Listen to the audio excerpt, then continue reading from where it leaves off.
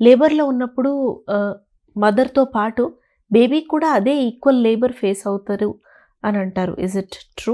బేబీకి labour face అవ్వదు. Okay. బేబీకి ఏదైతే బ్లడ్ సర్క్యులేషన్ వెళ్తుందో అది మదర్ బేస్డ్ బ్లడ్ సర్క్యులేషనే ఉంటుంది. మదర్ పారామీటర్స్ ఏముంటాయి, బేబీ పారామీటర్స్ అవే ఉంటాయి. మదర్‌కి హై షుగర్ రన్ అయితే బేబీకి హై షుగర్ రన్ అవుతుంది.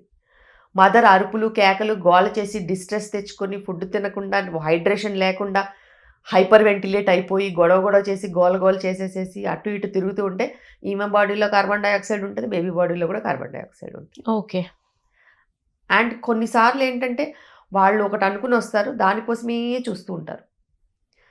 మాకు నార్మల్ కావాలని వచ్చాము. మాకు నార్మలే చేయండి అంటారు. కానీ ప్రాబ్లమ్ వస్తే మీరు కదా డిసైడ్ చేయాలి.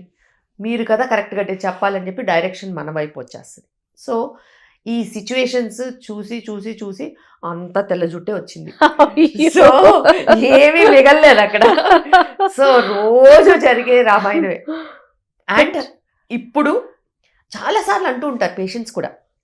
అదే సెక్షన్ చేస్తే ఈ ప్రాబ్లమ్ ఉండేది కాదని.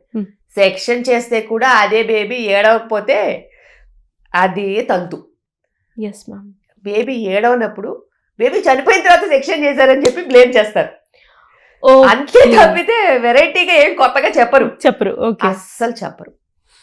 సో అప్పుడు హార్ట్ బీట్ చెక్ చేసిన బేబీ కూడా డెలివరీ చేస్తే సెక్షన్ ద్వారా బేబీ ఏడవలేదనుకో, బేబీ అడల్ట్ సర్క్యులేషన్ అడ్వాన్స్ అవ్వలేదు, baby did not cry for some reason, there will be so many reasons, for some reason the baby did not cry. So దాన్ని కూడా డాక్టర్నే blame చేస్తారు. Decision section తీసుకున్నారని ఎవరు అనుకోరు.